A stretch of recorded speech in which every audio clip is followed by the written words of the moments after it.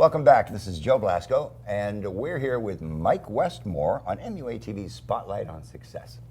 Mike, you have been and are the consummate, what I call the consummate makeup department head.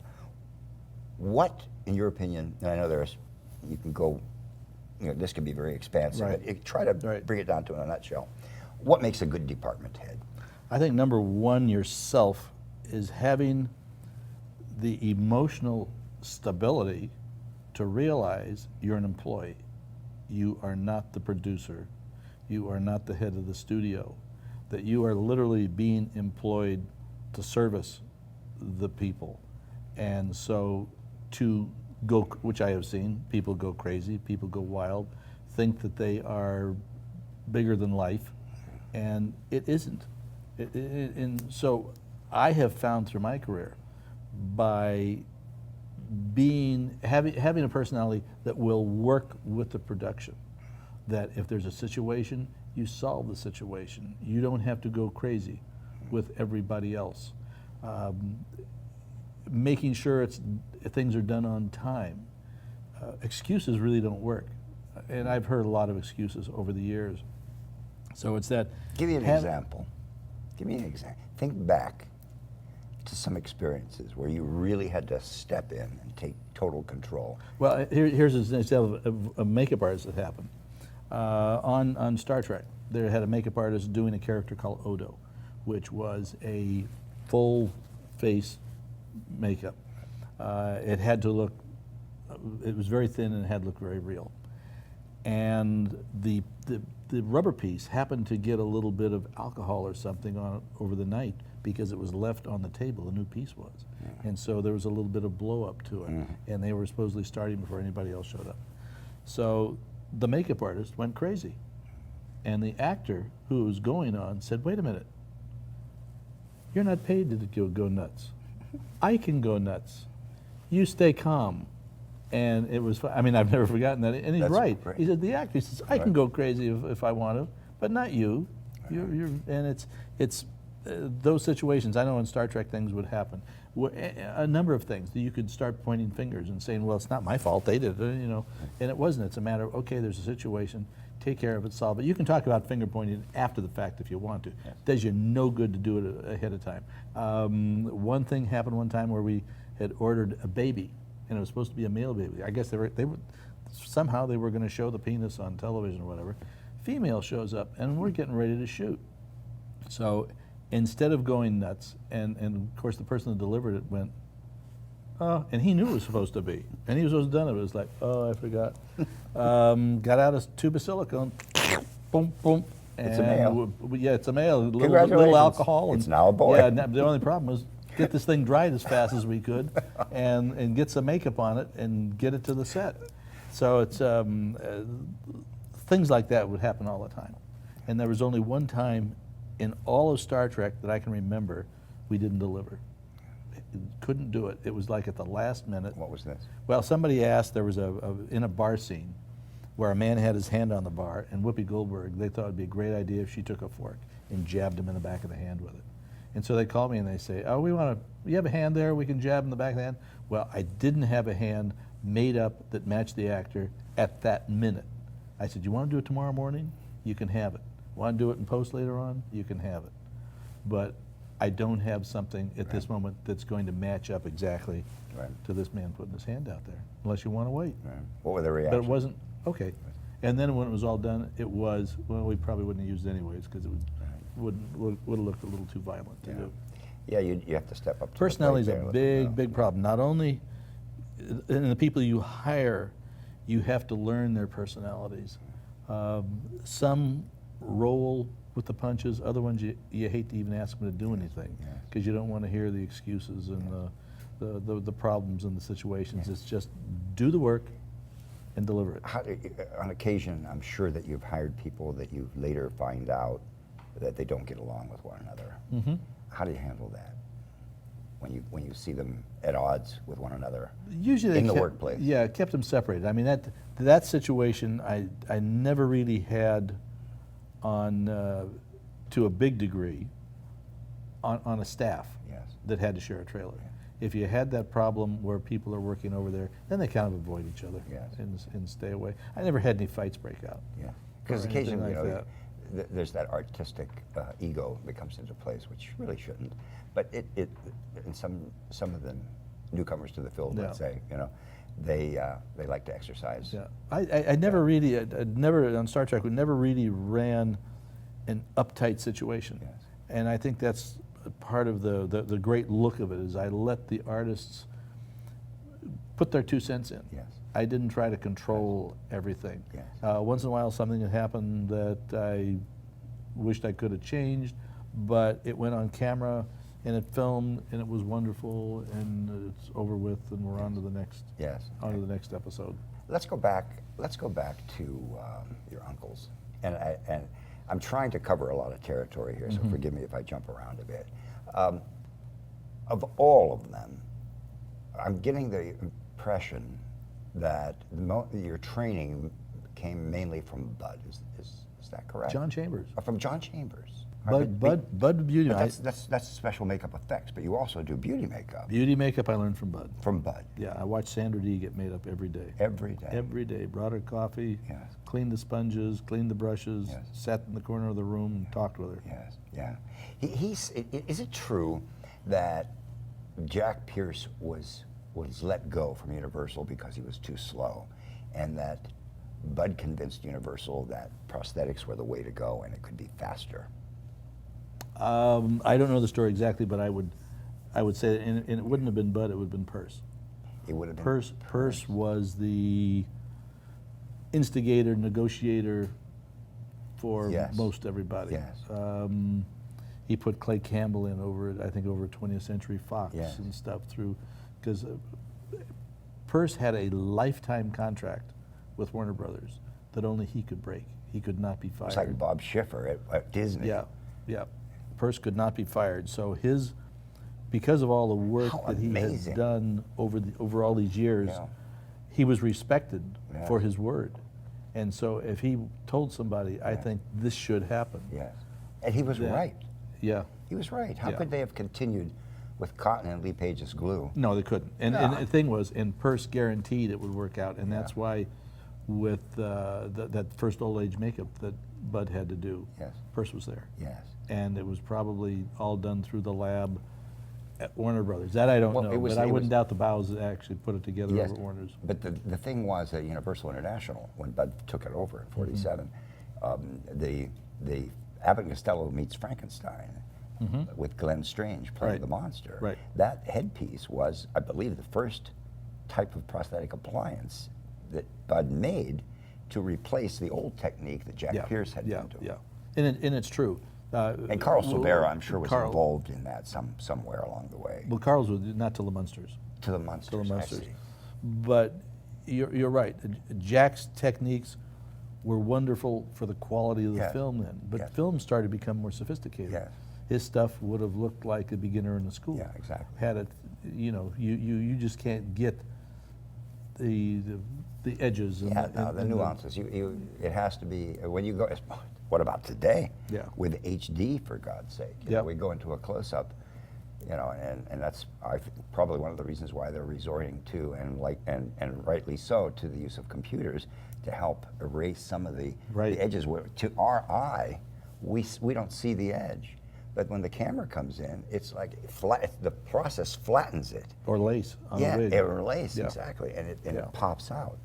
So there's a place in Santa Monica that has a program called Lola, and they literally do all the music videos, feature films, and I met them, and I did an article on them a number of years ago, and they do most all the cleanup work for all these pictures. They worked on Benjamin Button. They worked of which they told me, which is a compliment to Greg is that his makeup was perfect. Yes. They didn't have to really. There was other things they had to clean up and do in the film, but Greg's old age makeup at the end they said was so beautiful that it's like it was like they said one time there was a little corner that lifted in the mouth here, which might have been the last scene at the end of the night, and after 22 hours, and nobody could see it to the eye.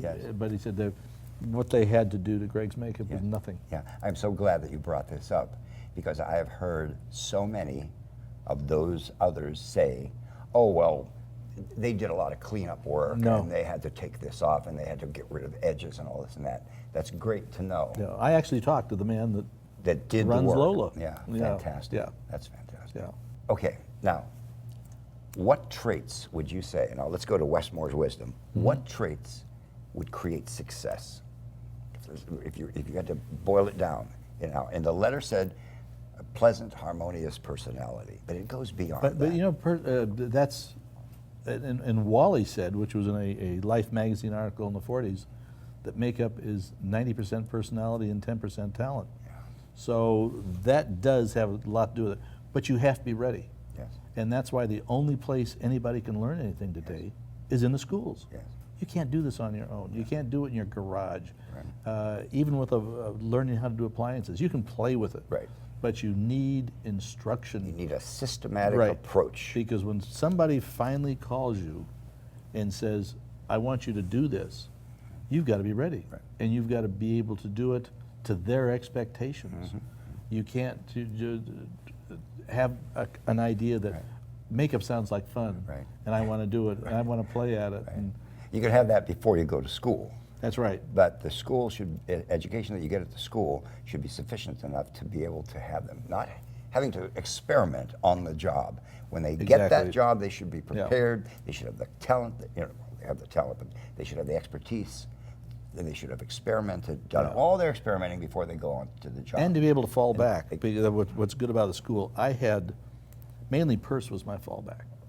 Perse and John. Yes. And Ira over at Trias Science. Yes. Where I would say wow. were my three fallbacks. Whenever I had a problem, those were the three people Yes. I would go to find my answer. Is Ira still with us? He'd passed away. Oh, I did I'm an so obituary on him Oh. for my article one issue. I didn't know. I didn't see that.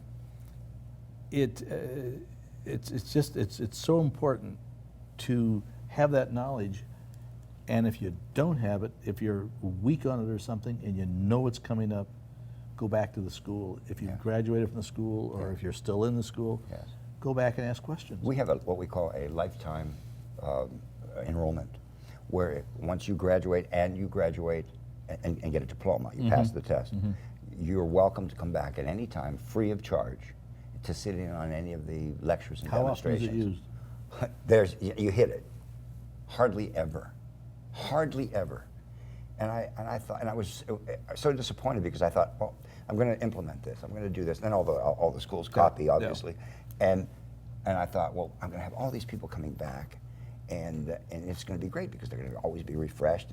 But the only time that we find that they actually come back is if we take the time to sit down and to fire out emails and let them know that we have this class A certain or that class coming up. And they really should take it upon themselves to call us and say, hey, what's the next lecture? Yeah. I'm in town, or I'm able, or I'm out of work. I'd like to spend this time refreshing myself. Well, especially something like a bald but cap. they don't. They like just a bald don't. cap. If you haven't done a bald cap in 6 months, of course, as an apprentice, I made my own bald cap, so I had unlimited amounts to be able to practice on day after day after day.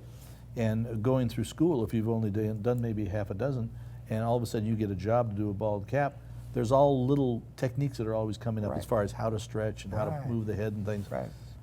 Across here, everybody spends all their time here, Right.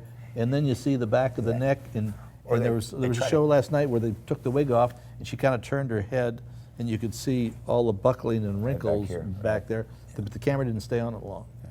Now, it's something that can be cleaned up, Right. but who wants to spend how many thousands of dollars Right, to do that. for a television show? Right, It was a feature, it'd go. Then what I really hate is and this always happens when they don't bring the head back far enough and pull the cap, and tack it down. I hate to see that collar all the way up. That telltale, I'm hiding something. That's right. Here, Yeah. or the towel. Yeah. Around the head. Yeah.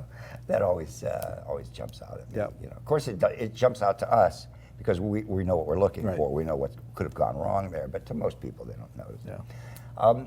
What changes have you seen in lighting and camera technique through the years that have affected the way that you've done makeup? Well, this whole new high def, we did tests on Star Trek for it, and we didn't really have that many changes. We have been kind of doing our makeups to the point where just the straight makeups weren't too Right. heavy. A lot of airbrush was used. Right. Very thin. Knowing that the appliances, the edges have to be Yes. really down well. I know it was often said that when we start to do a feature, they'd tell me to go out and dump my television makeup artist and go out and hire feature makeup artists. And I'm saying, we're not going to find any better guys. We got them already here. They're already trained, because we would get compliments that the work on Star Trek looked like feature makeup, because the people were interested and talented enough to do a good job. Yeah, yeah, that's incredible. What would you say is the thing that you love the most about being a makeup artist? If you could narrow it down to one thing. The thing I think I most enjoyed was the interactions with the people, working with them, and the creativity. Yes. It was I was an art history major with a background in painting and sculpting to begin with, and this allowed me to take what I really loved to do, which was a hobby, Yes. and take it into a profession, because everything I did to begin with, sculpting, painting, and that, Yes. all just went right into It all fits together. Yeah. Do you think that, so many people get into makeup because it's a hobby, and they're very young, as I was, and I just studied, read, practice. But then again, I was immature, and I didn't have a worldliness about me, and there was a naivety about me that permitted people to take advantage of me. And so many people who come into makeup from being young and who don't have the family background to back you up fall into that same little way of being. And it takes a while for you to really grow up and to mature. You have to have a lot of associations with the actors and actually grow up in the film industry. And so would you say that those that get into makeup after they've matured, and that don't work their way from very young, do you feel that perhaps they have an advantage? Because learning, like as you said, it's like 90% personality or worldliness and 10% talent. Would you say that there is something to perhaps waiting to be more mature before you enter into the profession? Well, I don't know, by starting younger though, and learning, getting your background. But I think it's something where you don't have to worry about, as soon as I get out of school, I want to do big movies and I want to make big money. Yes. That is a goal. It's a wonderful goal, but I don't know anybody that's achieved it. Maybe, I'm sure there's somebody that's fallen in with one of the big rock stars or something and they're off and running. But you have to network, and you have to build basically build your personality. Yes. And until you meet other people that know you, and that's why so much of this business Yes. is other people hiring you, Yes. that you aren't an island unto yourself. Yes, exactly. And that's why you have to have this ability to work with other people, Yes, yes. but be ready. Yes. Have that in your hands, have that knowledge in your head. Yes. I think when you're a little older and getting into it, for instance, the Andersons, they had no idea they were going to go into makeup. The father was an electrician, and the son wanted to be a fine artist. And now they're doing wonderful big films, and it's like it was a whole change of life. But it was at a point when all of a sudden I'm making it, this is a whole new field, and all of a sudden you've got tunnel vision. Yes. And it isn't about playing, Yes. it's about being sincere Yes. of doing the best you really can do. Yes, exactly. Those are great words of wisdom. Absolutely. What do you dislike about the makeup industry? Is there anything that you can say, I just absolutely hate that? Monitors on the set.